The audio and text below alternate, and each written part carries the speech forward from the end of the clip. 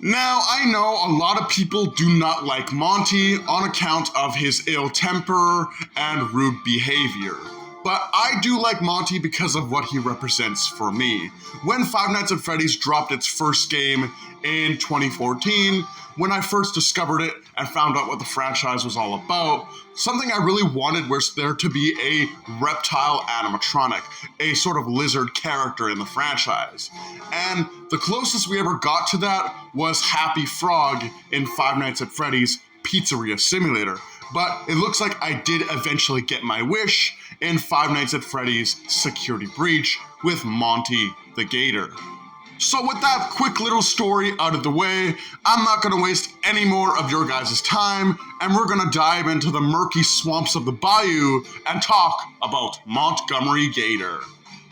Monty is a large animatronic alligator that is green in color. He has a bright red mohawk on top of his head, is dressed in Elton John glasses, has shoulder pads, has spiked cuffs on his wrists, has purple fingerless gloves, and has green scale print pattern pants. Montgomery Gator is characterized as the bassist of the glam rock band and loves rocking out with his guitar. He loves the spotlight so much that he does not want to share with anybody else. And in fact, there are subtle references throughout the course of the game that Monty has plans to overthrow Freddy as the leader of the band, even downright wanting to murder Freddy to get the job done. Monty is shown to be incredibly self-serving and aggressive, prone to violent tendencies and outbursts.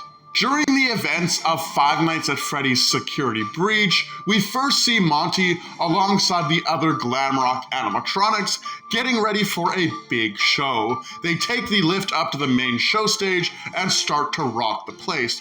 There is a full house, everybody is there cheering the glam rock animatronics on, and Monty even looks happy. He's rocking out with the rest of his bandmates and everything is going well, until Freddy starts to glitch. He starts to malfunction to the point where his system crashes and the show is ruined. Whilst Monty never actually appears in Rockstar Row, while you are walking past the green rooms, if you choose to walk past Monty's green room, you can actually see that his green room is completely closed off and that it is closed for quote-unquote maintenance.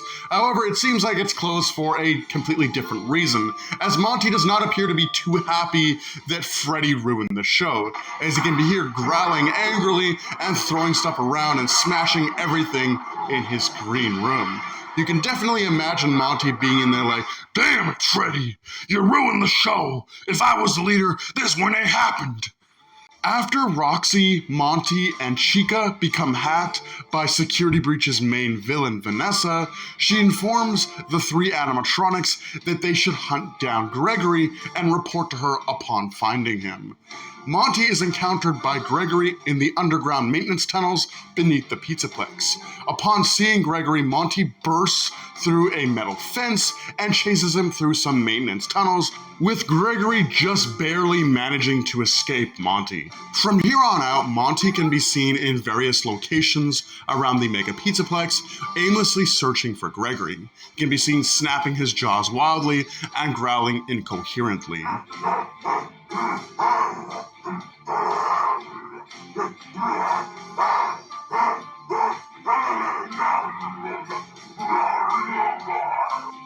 On top of Monty growling like an animal, you can also hear Monty occasionally trying to lure Gregory to him, saying things to the effect of, "I will find you, it's inevitable at this point, so you might as well just come on out.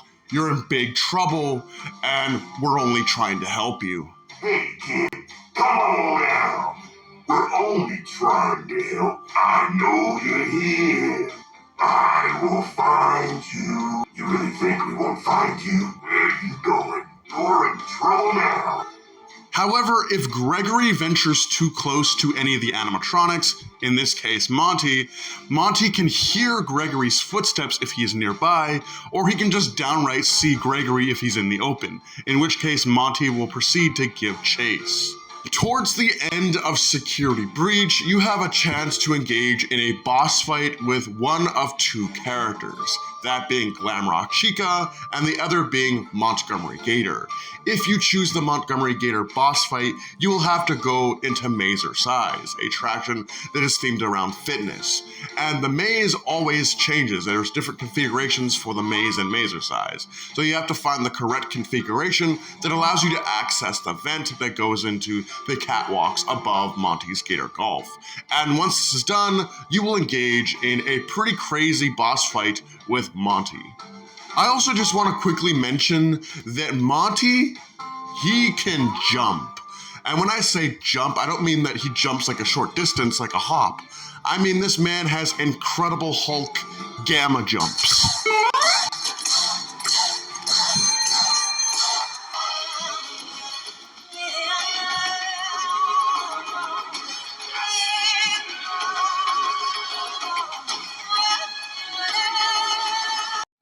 While you are being chased by Monty, he can occasionally be seen to jump from platform to platform in an attempt to close the distance and get to you quicker.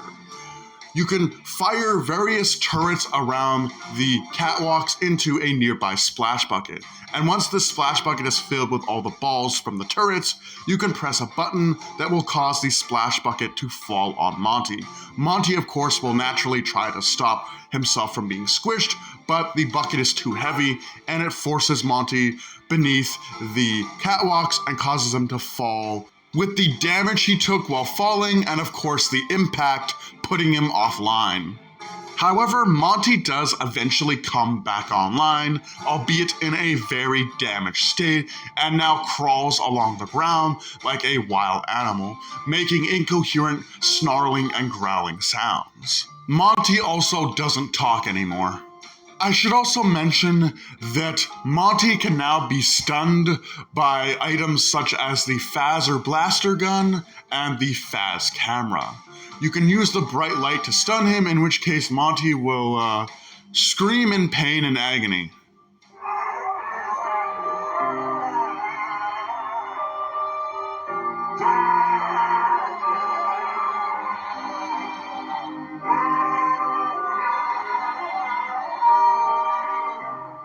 Monty can also briefly be seen crawling through the vents during the Burn Trap final boss. Monty would not appear again until Security Breach's DLC, Ruin, where he became a prominent threat to the main protagonist, Cassie, who ventured into the ruins of the Mega Pizzaplex to search for her friend Gregory, who claims he is trapped inside. It seems like some time has passed between the events of Security Breach and Security Breach Ruin, as Monty is in a further state of disrepair and decay, being nothing more than a mangled, twisted animatronic endoskeleton. Monty has also devolved into a savage, animalistic monster. There is nothing going on inside of his AI chip brain. The only thing he wants now is to kill. Something that I find to be slightly disturbing as well is that Monty's humanoid growling has now become more animalistic and monstrous in nature. And I think this is supposed to reflect the fact that Monty has now devolved to the point where he's essentially just a mindless animal.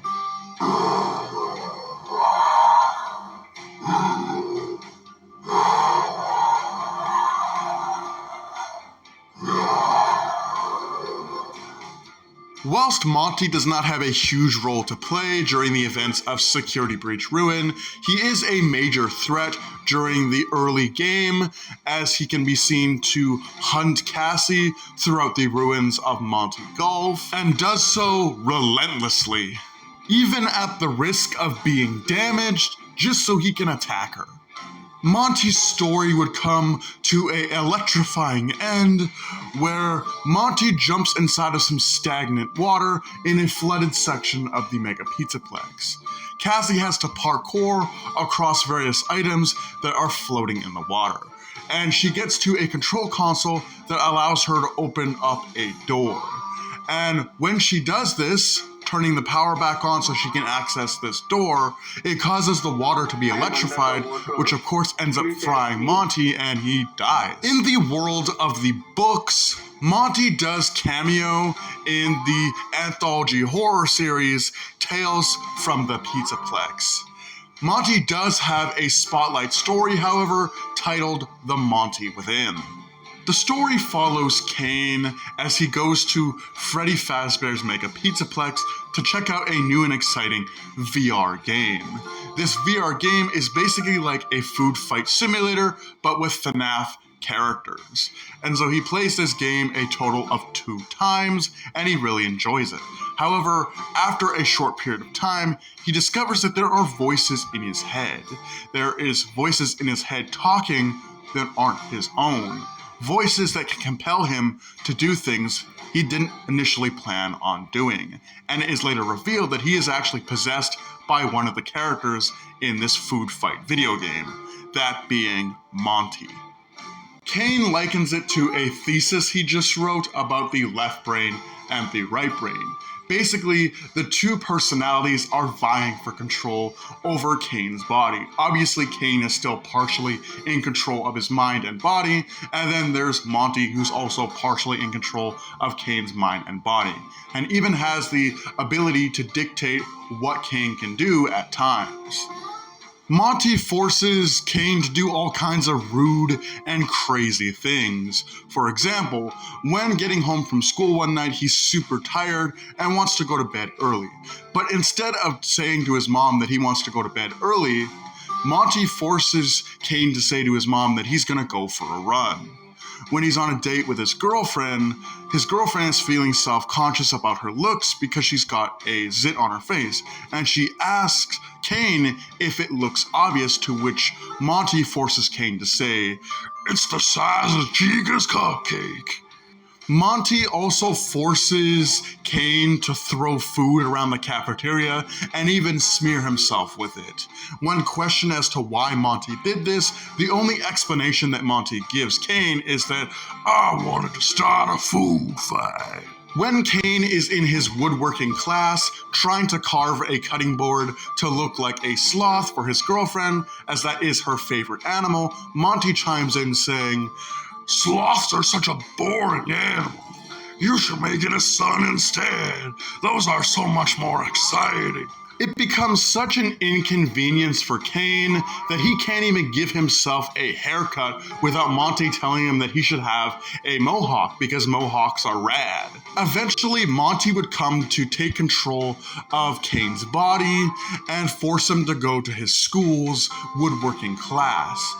Kane is initially concerned, asking Monty why he's doing this and where they're going. Monty then forces Kane to turn on the rotating saw inside of the woodworking class. Kane then becomes really scared, begging Monty to stop, with Monty only saying to Kane that he has tried to humor his dull and boring life, but he will not do it anymore. And basically he forces Kane to cut his head open. After which the story just ends. This is really dark, and the implications of which are super disturbing to think about. It implies that Monty this whole time was trying to change Kane and make him more like himself. And when he couldn't do that for Kane, he decided to just straight up remove Kane's personality from their shared body.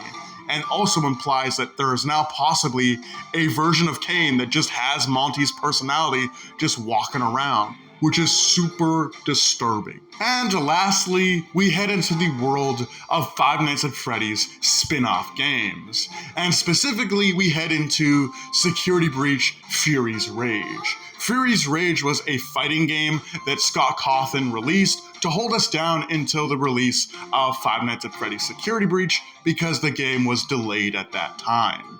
And I feel like a fighting game is a perfect place for Montgomery Gator. Monty seems to love to wreck things, and he's super hot-headed, so it really makes sense for him to be a playable fighter in this Security Breach fighting game.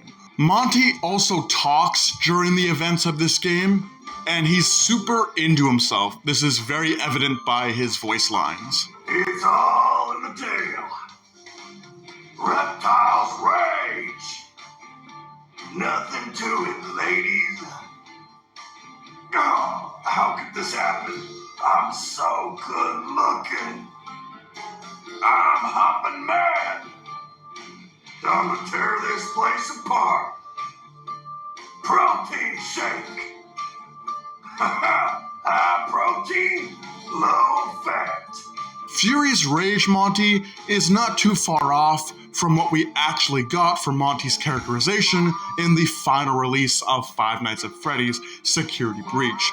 Monty is still the aggro, into himself guy that we all know and love, but now he's just a Giga Chad from the gym. He's that stereotypical gym guy who guzzles protein shakes and likes to show off in front of the ladies. But with all that being said, this pretty much brings my video about Monty to a close. He's probably my favorite of the newer characters, second to Foxy, who was one of the older OG characters. I really like Monty. It's something that I've wanted for years now, was for Five Nights at Freddy's to have a reptile character, and now I got my wish with Security Breach. But with that, hope you guys enjoyed. Do take care, have a great night, and I'll see you in the next video. Rock and roll!